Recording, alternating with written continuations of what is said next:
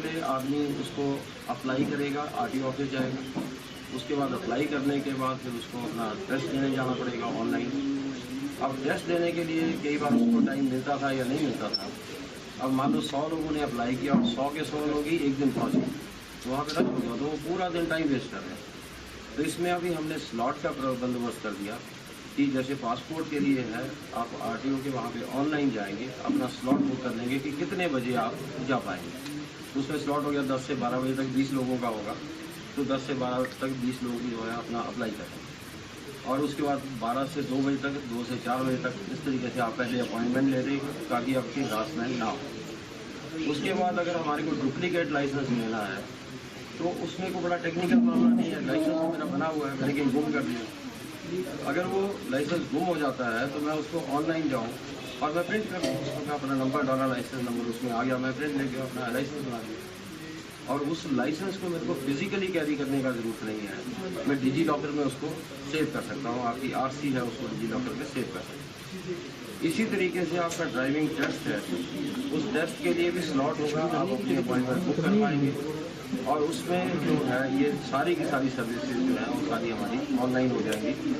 उसमें यूज़र जो है अप्लाई करेगा, उसके बाद अपना डॉक्यूमेंट फिलअप करेगा, डॉक्यूमेंट अटैच करेगा, ऑनलाइन पेमेंट करेगा और ऑनलाइन पेमेंट करने के बाद अपना एक्नॉलेजमेंट देगा। और साथ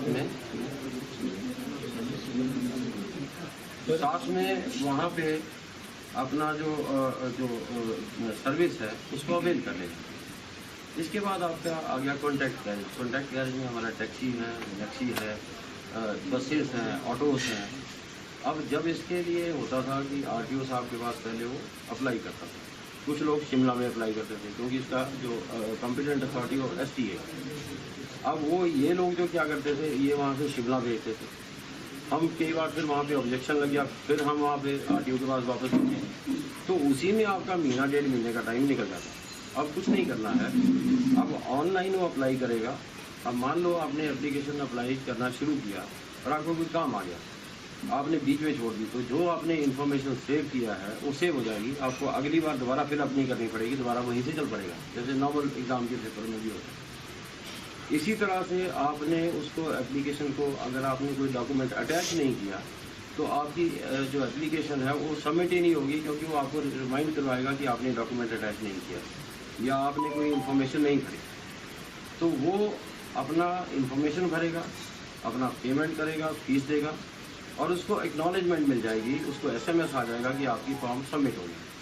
अब वो कस्टमर जो है वो अपना फॉर्म एप्लीकेशन को ट्रैक कर सकता है कि वो एप्लीकेशन कहाँ पे, आरटीओ के पास है, एसटी के पास है, मीटिंग हुई या नहीं हुई, मीटिंग की जो डेट है वो भी हमारे पास उसको नोटिफाई हो जाएगी। और ये सर्विस जो है उसको जैसे वहाँ पे एसटी की मीटिंग होगी उसको एसएमएस आ जाएगा कि फलानी तारीख को एसटी की मीटिंग है, उसमें जब अप्रूवल होगी उसका उसको एसएमएस आ जाएगा, ग्रांट आ जाएगी।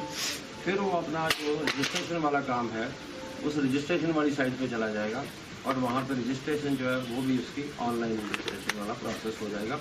तो उसको अब आप देखें कि हमारे ऑफिस में किसी आदमी से मिलने की ज़रूरत नहीं है, किसी आदमी को ऑफिस में जाने की ज़रूरत नहीं है, वो अपने ड्राइंग रूम में बैठ के इस सर्विस को ले सकता है। तीसरा चीज़ इसमें जो है स्टेज कैरेज, जैसे अब हमारी बसें चलती हैं, बसों में उसका स्टेज कैरेज का मैनेजमेंट है, उसका परमिट को रिन्यू करना है, नया परमिट लेना है, आपने अपना उसमें गाड़ी की पासिंग करवानी है, वो सारी की सारी सर्विसेज जो हैं वो सारी ऑनलाइन उसमें मिलेंगी।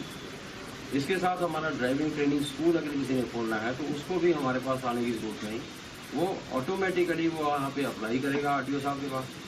आरटीओ साहब के पास टाइम होगा कि हम 8 दिनों में या 10 दिनों में जो भी टाइम फिक्स है उसमें इंस्पेक्शन करके ऑनलाइन उसको अप्रूव कर देंगे और वो एसटीए में चला जाएगा, वहाँ से उसका लाइसेंस जो है ऑनलाइन मिल जाएगा और अपना काम वो शुरू कर देगा। जहाँ पे फिज़िकल प्रेजेंस की ज़रूरत है, जैसे अगर आपका ड्राइविंग लाइसेंस के लिए टेस्ट देना है उसको, या व्हीकल पासिंग के लिए अपनी गाड़ी लेके आनी है, या ड्राइविंग ट्रेनिंग स्कूल का इंस्पेक्शन होना है, या ट्रेड सर्टिफिकेट का इंस्पेक्शन होना है, तो उस केस में ही हमारे को फिज़िकल आने की ज़रूरत है।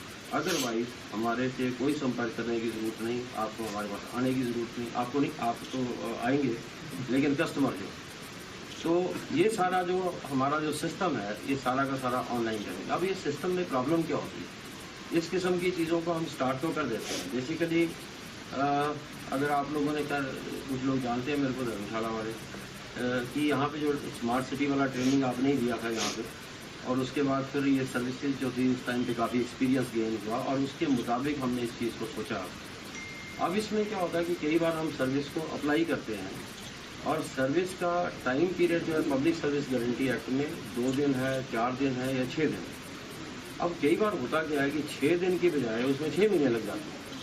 अब ये अधिकारी और कर्मचारी का जिम्मेवारी नहीं है कि वो कितना टाइम लगाएगा, उसकी डिस्क्रिप्शन नहीं है, उसका ऐसा नहीं कि उसकी मर्जी है कि जब मर्जी करेगा। 6 दिन का पीरियड है तो 6 दिन में ही करेंगे।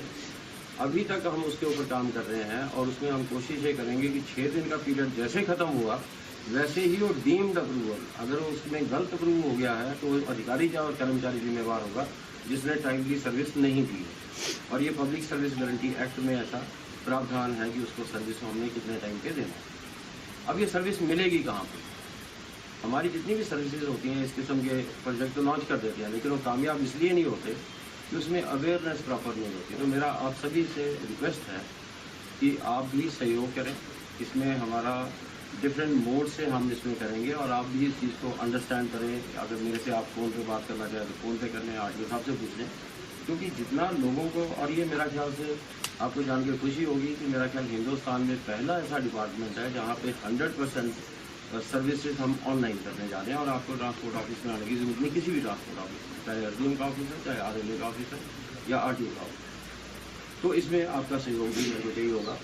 और दूसरा इसमें हम क्या करेंगे कि इसमें हम एडवर्टाइजमेंट के माध्यम से, जो कि हम 22-23 के बाद शुरू करेंगे न्यूज़पेपर में, इलेक्ट्रॉनिक मीडिया में, वो एडवर्टाइजमेंट से लोगों को अवेयर करेंगे कि ये सर्विसेज ऑनलाइन है। अब फैसिलिटेट करने वाली बात है, अब हो सकता है कि आदमी को चलाना ना आता हो कंप्यूटर या कंप्यूटर पे काम ना कर सके, उस केस में ये सारी की सारी सुविधाएं लोक मित्र केंद्र जितने भी हिमाचल में हैं उन सभी से इस सर्विसेज को लिया जा सकता है। अगर किसी को पता नहीं चल रहा है तो लोक मित्र केंद्र में जा सकता है।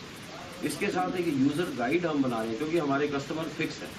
टैक्सी वाले लोग हमारे फिक्स हैं, हमारे ट्रक वाले लोग फिक्स हैं, हमारे स्टेज कैरेज वाले फिक्स हैं। वो हमारे उनके पास उनको लोगों को डेली हमारे से कोई काम पड़ता रहता है, परमिट को रिन्यू कराना है, परमिट एक्सपायर हो रहा है, अब परमिट ट्रांसफ़र करना है, तो वो सारा का सारा मैनेजमेंट जो है उनके लिए हम एक गाइड बना के दे देंगे जो हमारे फिक्स कस्टमर हैं, ताकि उन लोगों को ऑनलाइन सर्विस लेने में प्रॉब्लम ना हो। अगर उसको डिटेल इन्फॉर्मेशन चाहिए तो हर सर्विस के साथ वहाँ पे यूज़र मैनुअल होगा जिसके ऊपर वो डिटेल की इन्फॉर्मेशन ले सकते हैं। इसके साथ हमारे जो डाटा एंट्री ऑपरेटर हमारे आरटीओ ऑफिस में और एसडीएम ऑफिस में हैं, उनकी ट्रेनिंग करवा के, अगर कोई कस्टमर हमारा आता है फिजिकल डॉक्यूमेंट लेके, तो उससे आरएलए और आरटीओ ऑफिस में भी ऑनलाइन ही करवाएंगे, ताकि उसको आदत पड़ जाए और उसको समझ आ जाए कि हमने कैसे करना है, ताकि उसको उसका ट्रेनिंग भी साथ में हो जाएगा। तो ये सर्विस जो है वहाँ पे भी उनको ऑनलाइन वहाँ पे उससे हो जाएगी।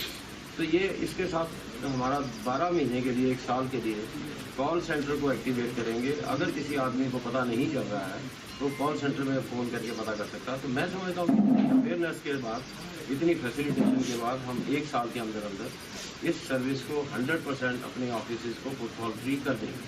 तो ये हमारा मेन था। और इसमें अभी हमारा जो वर्कशॉप आज यहाँ पे हुई, इसी तरीके से हमारी 24 तारीख को हमारे जो परिवहन मंत्री हैं गोविंद ठाकुर जी, उनका बड़ा रोल है इसमें, और उसमें उनकी वर्कशॉप वहाँ पे जो शिमला वाली है वो करेंगे। उसके बाद फिर हम 12-15 दिन वेट करके जो भी फीडबैक आएगा, कस्टमर से आएगा, आप लोगों से आएगा, पब्लिक से आएगा, उसके मुताबिक अगर उसकी कोई मॉडिफिकेशन करनी है मॉडिफिकेशन कर लेंगे और फिर सीएम साहब से इसको टाइम देके इसको लॉन्च करवाएंगे पूरे प्रदेश में।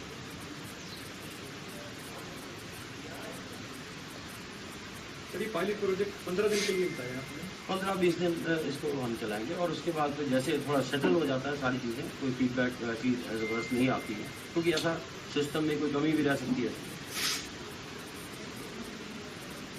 वेबसाइट के माध्यम से होगा सर ये सारा ऑपरेट या वेबसाइट इसमें हमारा जो वेबसाइट है, एक तो हमारी डिपार्टमेंटल वेबसाइट है, लेकिन कुछ सर्विसेज जो थी वो वाहन और साथी में पहले थी, लेकिन वो आधी होती थी। तो यहाँ पे सिलेक्ट करने का कारण एक और भी था, क्योंकि जो भूपेंद्र पाठक हैं यहाँ पे एनआईसी वाले, वो हमारा ट्रांसपोर्ट का सारा काम वही कर रहे हैं और एनआईसी के माध्यम से, तो उनके माध्यम से वो सर्विसेज जो है उनकी गाइडेंस भी हमको मिल जाएगी और फीडबैक भी हमको मिल जाएगा। तो इसलिए धर्मशाला वाला जो था मेल था, और इन्होंने वॉलंटियर भी किया था आरटीओ साहब ने कि भी हम यहाँ से करना चाहते हैं।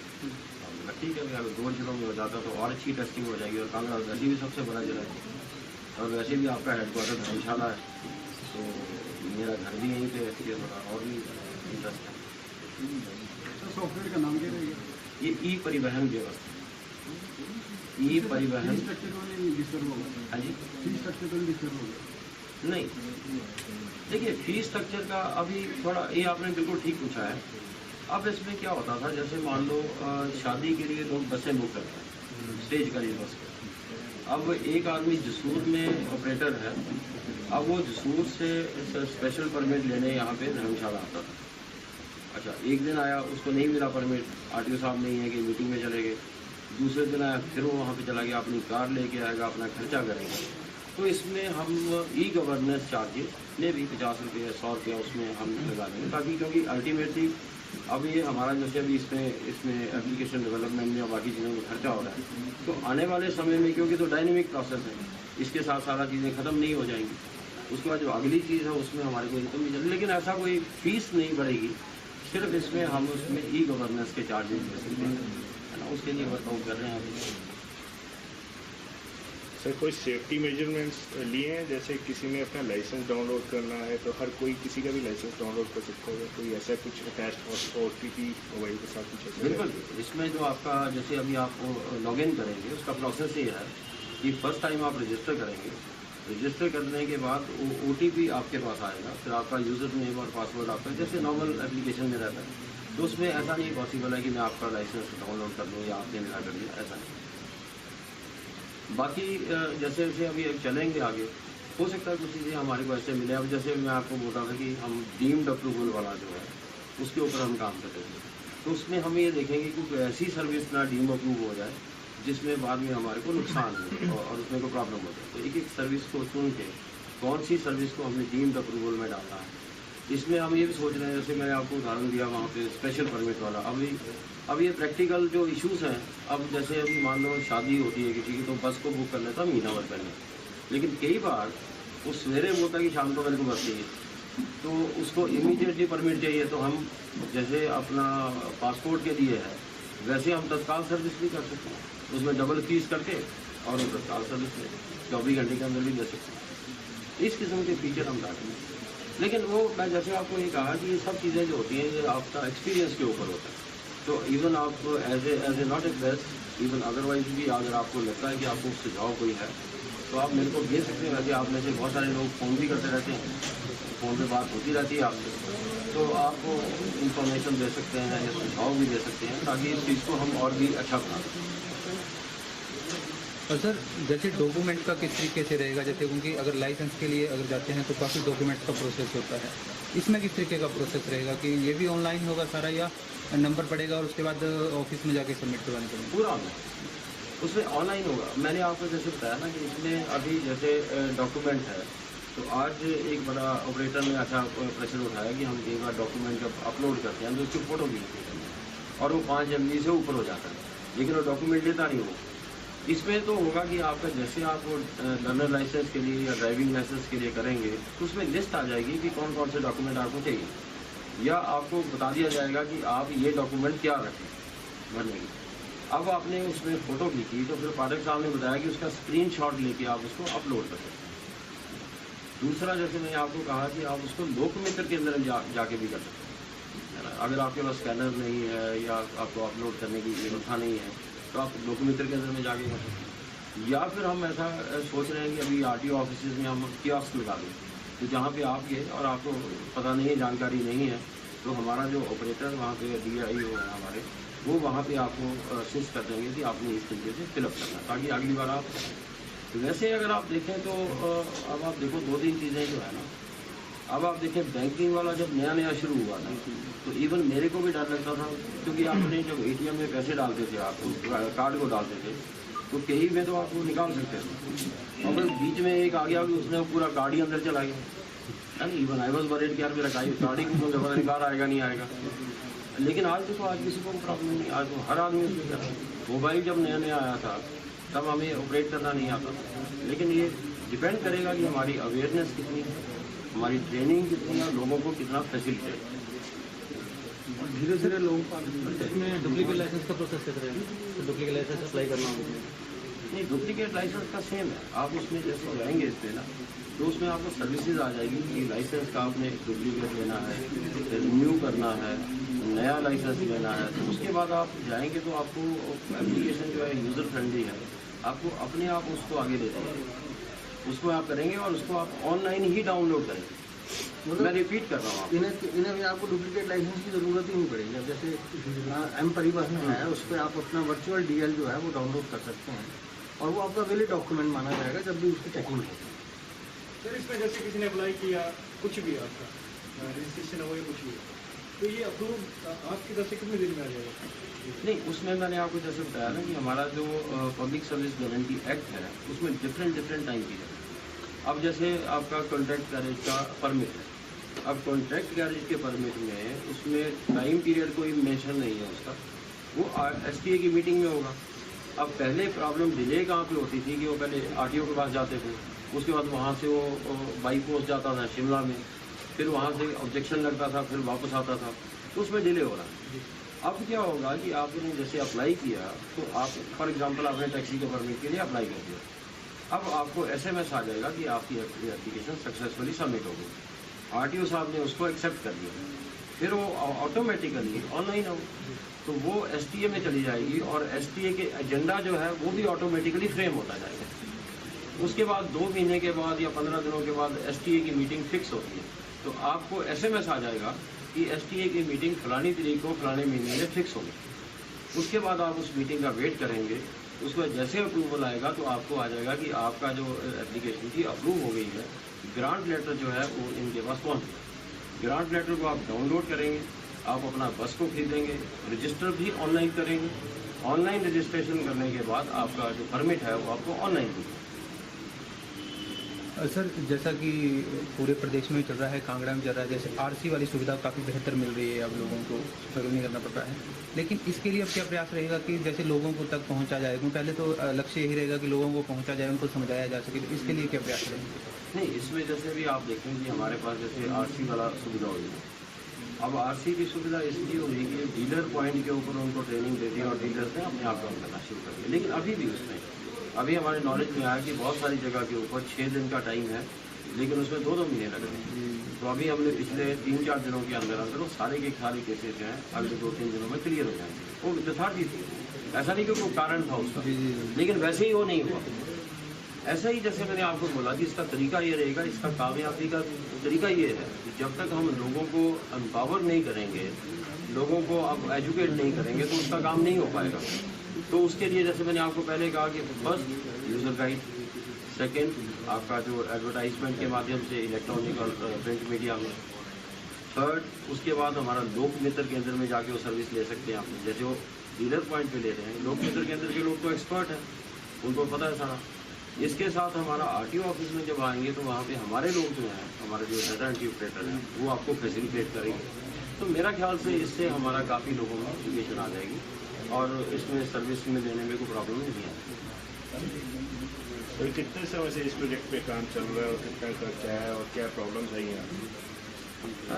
प्रॉब्लम तो ऐसा कोई नहीं था, क्योंकि ये डिपेंड करता है कि आपको देखो ऐसा है कि हर चीज़ को कंसीव करना पड़ता है। जैसे अभी आपने इतने प्रश्न पूछे हैं, ये सारे आम हैं कि अगर ये होगा तो क्या होगा, और ये सारा हमारा एक्सपीरियंस ऑलरेडी चल रहा था। तो इसमें हमने कोविड से पहले ही, ये तकरीबन 2-3 महीने पहले हमारा इसमें काम शुरू हो गया था। कुछ पास्ट एक्सपीरियंस मेरे पास था कि इस किस्म की सर्विसेज को मैंने जैसे मैंने आपको बताया कि स्मार्ट सिटी के दौरान या मेरे फॉरेन स्टे के दौरान मैंने अवेल किया था। वहाँ भी हम किसी के ऑफिस में नहीं जाते थे। तो उसके साथ फिर हमारा जो काम करने का तरीका था, हमारा जो टीम थी, सारा जो डीलिंग है या हमारे RTOs हैं या हमारा STA के लोग हैं, वो एक एक चीज़ को हमने पूरा प्रोसेस को इस SEDC ने जो अपॉइंट किया था एजेंसी, उसको ब्रीफ किया। उसके बाद जब उन्होंने फ्रेमवर्क बना के लेके आए, उसका दोबारा फिर प्रेजेंटेशन किया सारी टीम में। उसमें जो कमियां थी या गलतियां थी, अब जब 20 लोग सोचते हैं, ब्रेनस्टॉर्मिंग होती है, तो सारी चीज़ें आपको मिल जाती हैं। तो वो हमारा तकरीबन उसमें सारा आ गया। और आज आप देखेंगे तो इसमें मे बी 95% से ऊपर ठीक है। बाकी हर चीज़ में कमी रहती है, आपसे उसको इम्प्रूव करते रहेंगे। और बाकी जहाँ तक खर्चे का सवाल है, मेरा ख्याल से 50-60 लाख के करीब हमारा इसमें खर्चा हुआ है, ज़्यादा खर्चा हुआ है।